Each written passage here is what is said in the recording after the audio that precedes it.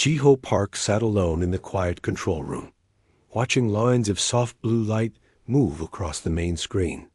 The station was small and far from Earth, placed at the edge of human-monitored space. It was not a place for heroes or famous explorers. It was a place for waiting. Jiho had been sent there because he was patient, calm, and good at following rules. Most days, nothing happened at all. Outside the wide window, space looked endless and empty. Stars hung like distant candles, cold and silent. The station floated between trade routes used by alien ships that rarely stopped to speak with humans. Humanity had joined the wider galaxy only a few years ago, and trust was still thin. Humans were allowed to listen, record, and observe, but not interfere. Jiho understood this well. His job was simple. He checked translation systems, monitored open channels, and made sure Earth did not miss any important signals. Most of the time, the channels were full of static or strange alien tones that meant nothing to human ears. The hours were long. The silence was heavy. Ho leaned back in his chair and sighed. He rubbed his eyes and glanced at the clock. Another night shift. Another stretch of quiet. To keep himself awake, he often talked to himself. Sometimes he told jokes. Sometimes he spoke to the stars as if they could hear him. He stood up and stretched, then walked to the console that controlled the open broadcast channel. It was a test channel meant only to send harmless signals to check system range and clarity. It was not supposed to reach anyone important. Jiho had used it many times before. He smiled to himself, feeling foolish and tired. He pressed the button and spoke clearly, half laughing. He shouted, asking if there was anyone in the universe who wanted to marry him. The words echoed softly in the empty room. Jiho laughed at himself and shook his head. It was a stupid joke, born from boredom and loneliness. He quickly turned the channel off, not thinking about it again. To Jiho. The moment ended there, but the signal did not vanish into nothing. Far beyond human space, past regions where stars burned red and cold, the message traveled. It crossed borders no human map had ever drawn. It reached a civilization older than Earth itself, a civilization that listened closely to spoken intent. On a dark world orbiting a dim star, Lady Era paused mid-step as the air around her shimmered. She was tall and calm, her movements slow and controlled. Her people lived in quiet cities carved from black stone and crystal. They were known across the galaxy as energy drinkers, beings who fed on stellar radiation and life force currents. Other species called them vampires, though the name was crude and incomplete. Era was a noblewoman, bound by ancient laws and traditions. Her kind believed words carried weight. A spoken vow, even made in ignorance, was not taken lightly. Their translators were perfect. They did not guess meaning. They revealed it. The human message reached her mind with perfect clarity. She felt surprise, then curiosity. A male voice, unafraid, speaking into the dark with humor and openness. Not a demand, not a threat, a question thrown freely into the universe. To Era's people, such a call was a form of challenge and courage. It suggested a being willing to bind fate itself, even without knowing who might answer. Era stood still for a long time. Around her, attendants waited in silence, sensing a shift. She slowly raised her hand, signaling for privacy. She replayed the message again and again. The human's tone mattered. There was no desperation in it, no hunger for power, only loneliness mixed with humor. To Era, this was strange. Most species spoke carefully, hiding fear and desire behind formal words. This human had done the opposite. Era felt something she had not felt in centuries. Interest. She ordered the source of the signal to be traced.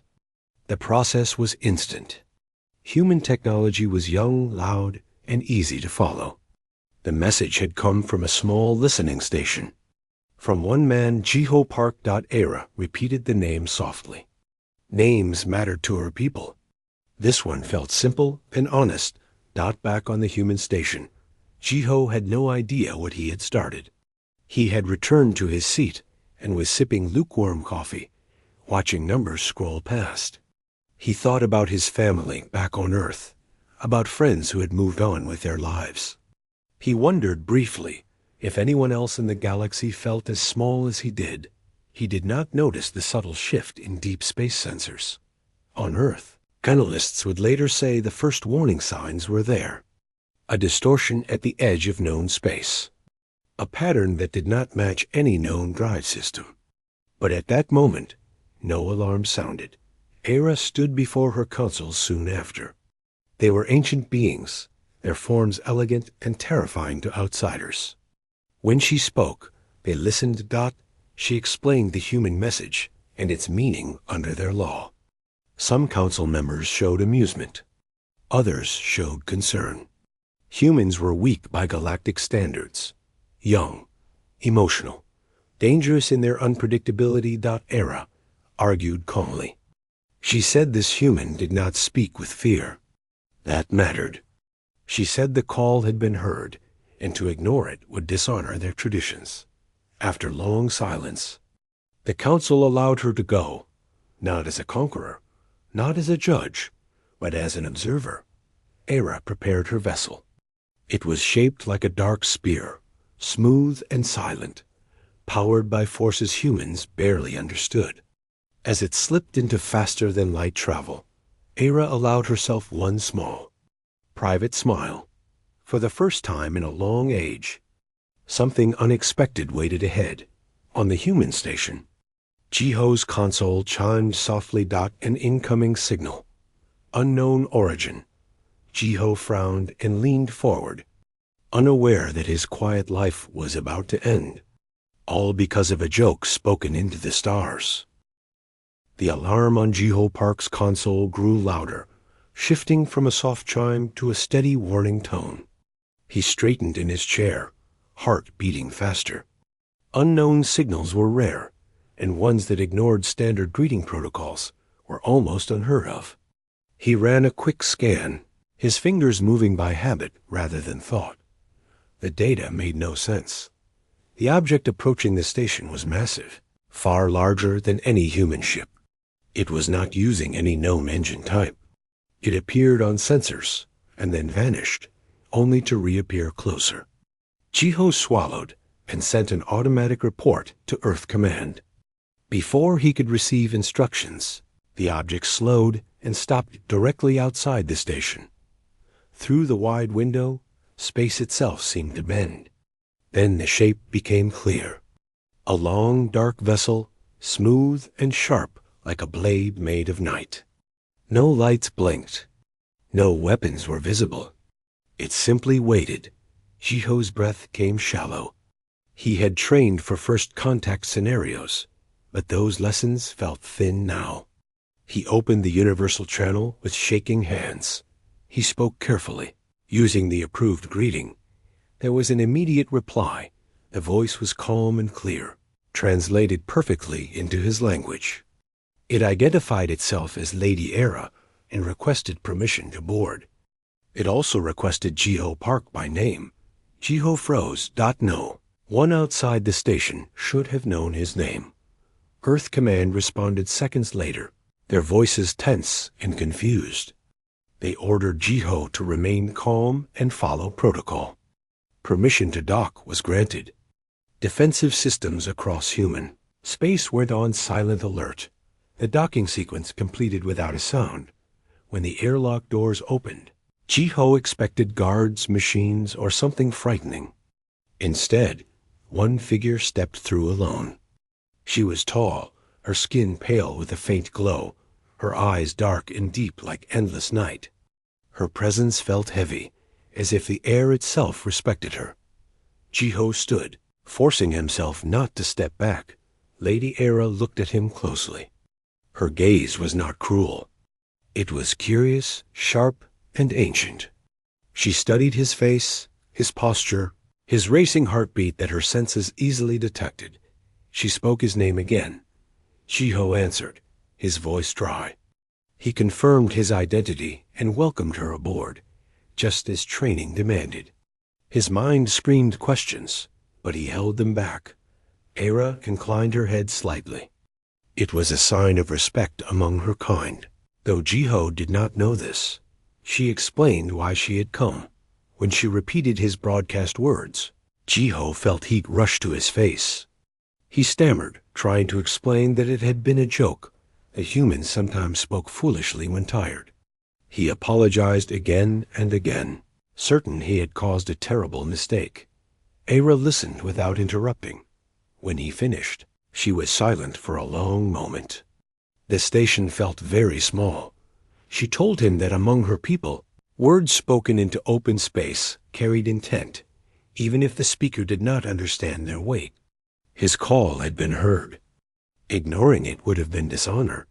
Jiho felt cold fear settle in his stomach. He imagined war, punishment, or demands beyond human ability. Instead, Era surprised him.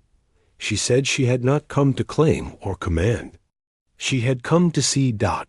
She wanted to know what kind of being would speak so freely into the dark. Jiho blinked. He did not know how to respond to that. He admitted he was no one important. Just a man doing his job, making a foolish joke. Era's lips curved slightly. To her kind, it was almost a smile. She asked to walk. Jiho guided her through the station. Human guards watched from a distance, tense but disciplined. Era moved with slow grace, touching nothing, observing everything. She paused often, studying simple objects with interest. She asked about humans, why they worked so far from home, why they continued to explore when the galaxy was clearly dangerous. Jiho answered honestly. He said humans were curious, but they wanted to belong, that even when afraid, they still reached outward. Era found this answer strange. On Earth, panic spread as news of the visitor reached leaders and civilians. Media networks speculated wildly. Some called Era a threat. Others called her a miracle. Military fleets prepared quietly, knowing they would be useless if conflict came. Era requested a private conversation with Jiho without officials present. Earth Command hesitated, then agreed. They could not afford to offend her. Alone in the observation room, Era finally allowed her aura to soften. Jiho felt the pressure ease, though he did not know why. She told him about her people, about long lives filled with duty and silence, about how they fed on energy, not flesh, and how fear had shaped the stories others told about them. Jiho listened, surprised by how lonely her words sounded. She asked him if humans feared death. He answered that they did, but they feared regret more. That answer stayed with her. Era then explained the risk of her presence. Other species watched closely. Some would see her interest in humanity as weakness. Others would see opportunity. Jiho felt anger rise, not fear. He said humans did not want protection if it came with chains. He said they wanted respect. Era studied him again, deeper this time. She saw no deception. She decided to stay longer. As her ship settled into orbit above Earth days later, the galaxy noticed. Rumors spread. Why would a vampire noblewoman linger over a young world? Jiho stood on Earth soil for the first time in months, looking up at the dark shape in the sky. He did not know it yet, but humanity had just stepped into a story far larger than itself. Life on Earth changed in quiet ways before it changed in loud ones. Lady Era's ship remained in orbit, unmoving and dark against the sky. People could see it from many cities at night, a silent reminder that humanity was no longer alone. Fear existed, but so did wonder. Humans talked about it in homes, on streets, and across networks. Some were afraid of invasion. Others felt proud that a being so powerful had chosen to stay. Jiho Park was moved to a secure facility near the capital. He did not like the attention. Cameras followed him, and officials asked the same questions again and again. He answered honestly every time. He said Lady Era had not threatened anyone. He said she listened more than she spoke. Many found this hard to believe. Era visited Earth often during those weeks. She walked through controlled zones, cities, and human learning centers. Everywhere she went, people stared. Some hid, some bowed, some waved nervously. Era observed all of it in silence. What confused her most was how humans reacted to fear. They did not freeze or submit. They argued, laughed, worked, and lived. Even knowing a being like Era existed, they continued their small lives. To her people, this was strange strength. Jiho was assigned to remain near her as a guide. He felt unworthy of the role, but Era insisted. She said he was the reason she was there, and that gave him responsibility. During walks through quiet parks and busy streets, Era asked endless questions. Why humans kept animals as companions? Why they built art that served no survival purpose? Why they risked their lives for strangers? Jiho answered in simple words. He said humans were not strong alone, so they learned to care for each other. He said meaning mattered as much as survival. Era listened, storing every answer. Other species noticed as well. Far beyond Earth, a coalition of alien powers met in secret. They saw Era's interest as a crack in ancient balance. Her kind was feared and respected. If she chose to favor humanity, the balance would shift. Some wanted to strike Earth quickly, before protection became permanent. Others wanted to test Era's resolve. The first probe arrived without warning. It was small and fast, slipping past human sensors. It entered Earth's orbit, masking itself as debris. Era sensed it immediately. Her kind felt hostile intent, like heat in cold space. She told Jiho the truth. That someone was watching. That danger was close. Human leaders panicked. Military plans were useless against unknown technology. Some begged Era to destroy the threat. Others feared what that power display would invite. Jiho surprised everyone. He asked what the probe wanted. Era said it was measuring fear, readiness, and dependence. Jiho thought carefully. He suggested they not hide or beg. He suggested they continue normal operations while quietly preparing defenses. He said showing fear would invite attack. Era considered his words. Among her people, power was shown through force. Humans showed it through endurance. The probe did not attack. Instead, it broadcast a message across open channels. It declared Earth weak and temporary. It warned Era that forming bonds with lesser species would bring consequences. The message spread across human networks within minutes. Panic flared. Jiho spoke publicly for the first time. He did not shout. He did not threaten. He simply said humans knew they were small. He said they knew they were young. But he said they were not alone anymore, and they were not ashamed of reaching out. Era watched him speak. Something shifted inside her. Her people valued silence and distance. Humans filled the silence with hope. The probe retreated, its purpose fulfilled. But the threat remained. Era met with Earth's leaders soon after. She explained the laws that bound her. Direct protection would be seen as domination. Hidden protection would be seen as deception. She could not win through force without cost. Jiho listened and understood. He told her that humans had faced stronger enemies before, even without gods or monsters on their side. He said humans did not ask her to fight for them. They asked her to stand with them. That choice mattered. Era walked alone that night through a human city. She watched lights turn on in windows. She heard laughter and arguments. She felt fear, love, and stubborn life everywhere. Her people had lived for thousands of years and grown tired. Humans lived briefly and burned bright, She returned to her ship and sent a message across the galaxy. It was not a threat. It was a statement that Earth was under observation by her choice. Those who tested that choice would face her. The message echoed far. Some species pulled back, others prepared for war. Jiho stood on a rooftop, looking at the stars. Era joined him, silent beside him. For the first time, she asked him a personal question. She asked if he regretted speaking that joke. Jiho smiled faintly. He said no. He said sometimes the universe needed to be spoken to, even if the answer was frightening. Era looked at him for a long time. She did not reply. But the night felt different. Something had begun that could not be undone. The warning came without sound. No alarms rang across Earth. No dramatic message appeared in the sky. Instead, ships began to vanish at the edge of human space. Cargo vessels lost contact. Listening posts went silent one by one.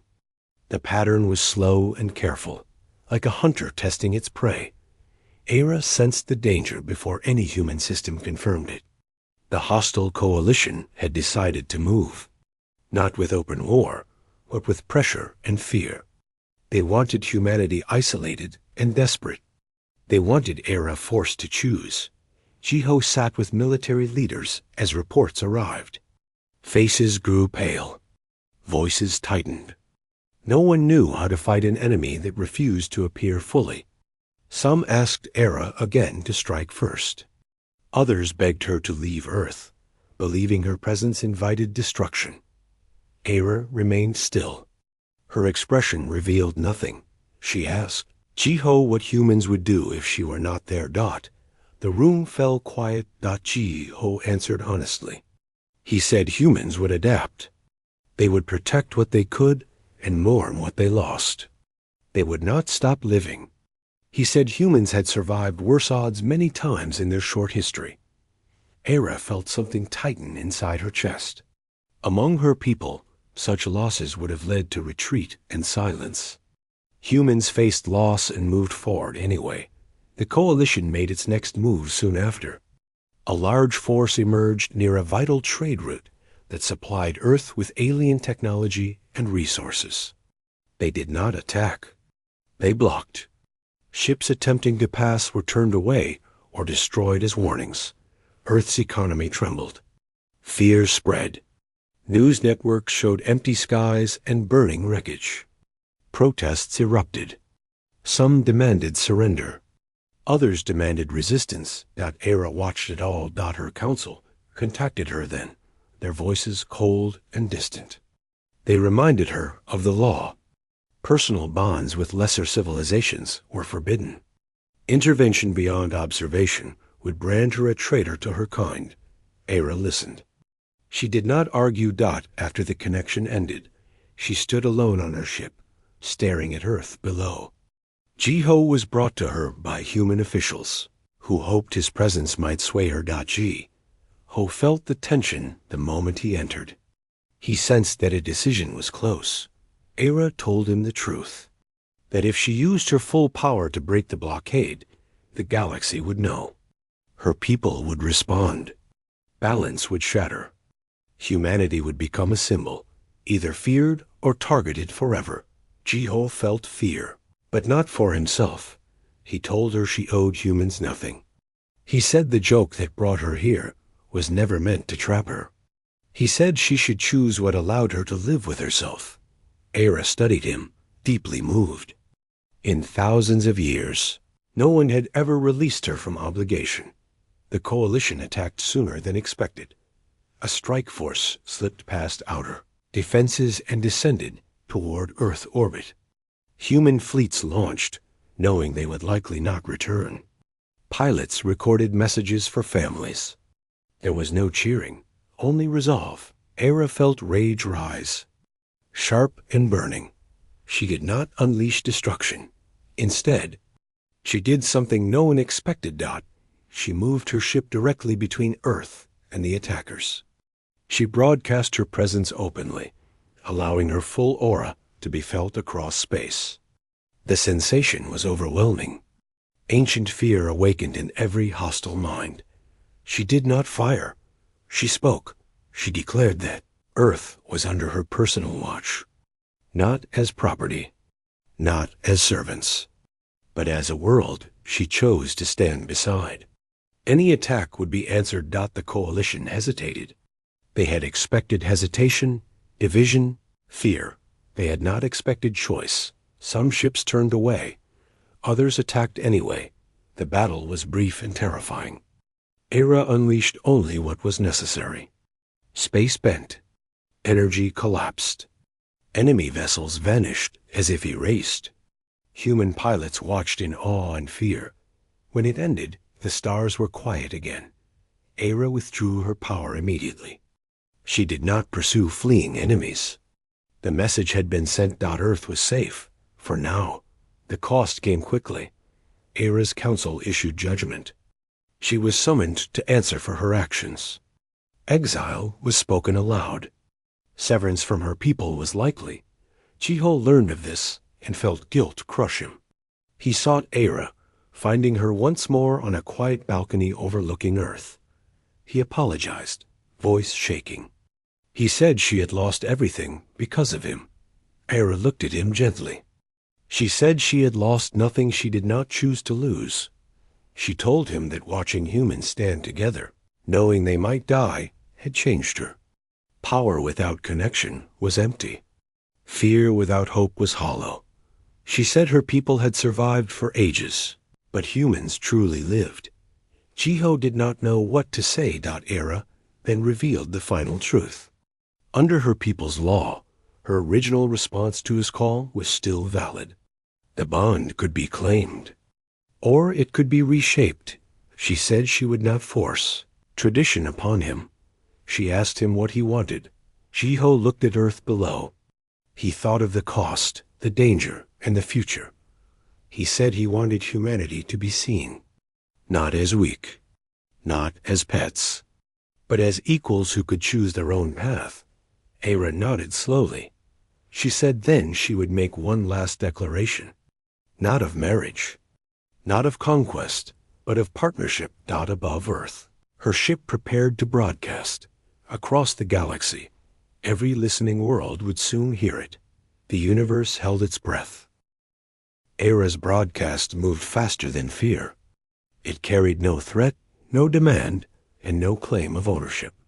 Her voice traveled across open channels and private networks alike, translated perfectly into thousands of tongues. She spoke of choice, of witness, and of respect.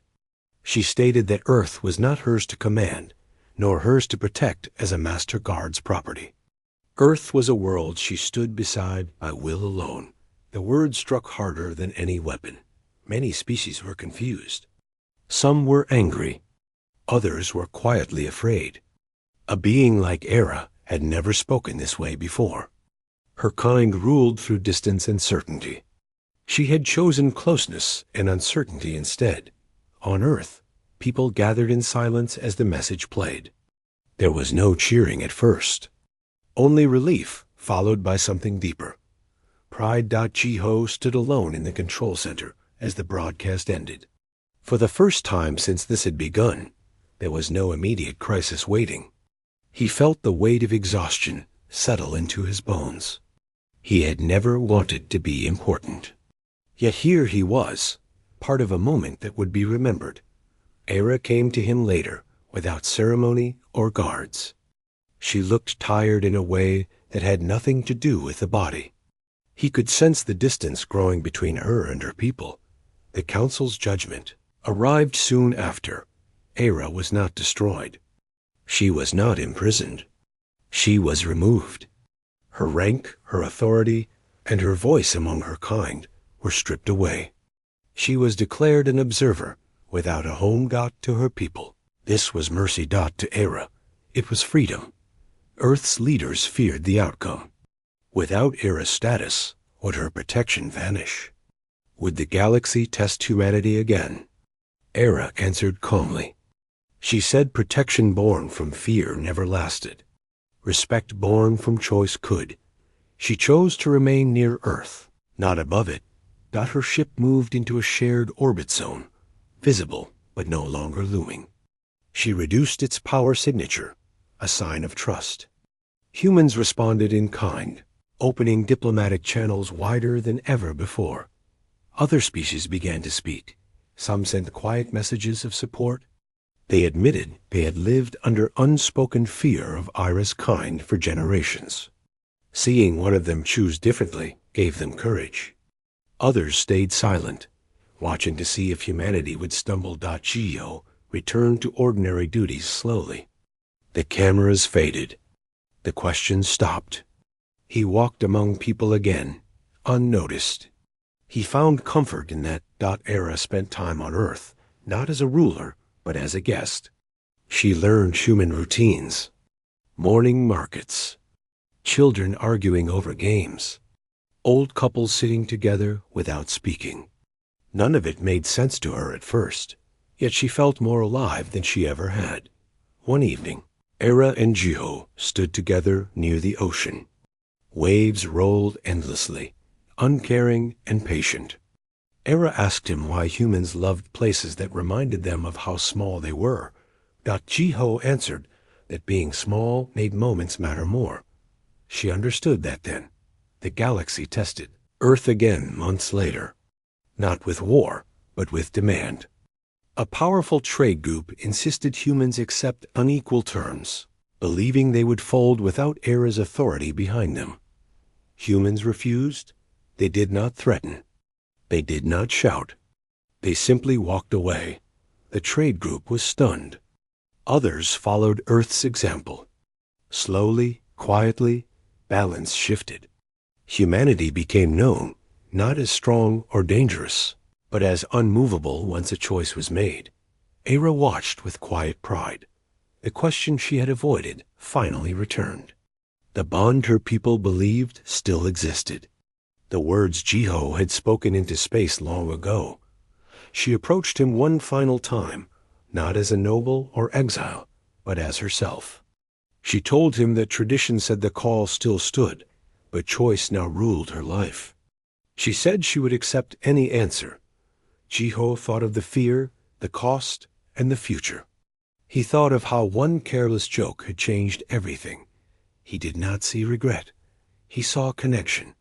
He told her that marriage, to humans, was not about law or destiny. It was about walking the same path, even when it was hard. He said he did not know what the future held, but he knew he did not want it closed. Era smiled fully this time. It was not a declaration to the stars.